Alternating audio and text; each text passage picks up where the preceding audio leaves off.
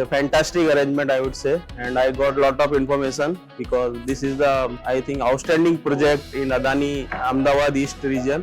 We are blessed કે અદાણી આટલી સારી, આટલી વેલ સ્ક્રિપ્ટેડ અને બહુ વેલ ઓર્ગેનાઇઝ એક ટાઉન પ્લાનિંગ લઈને આવ્યા છે અમારા એરિયામાં.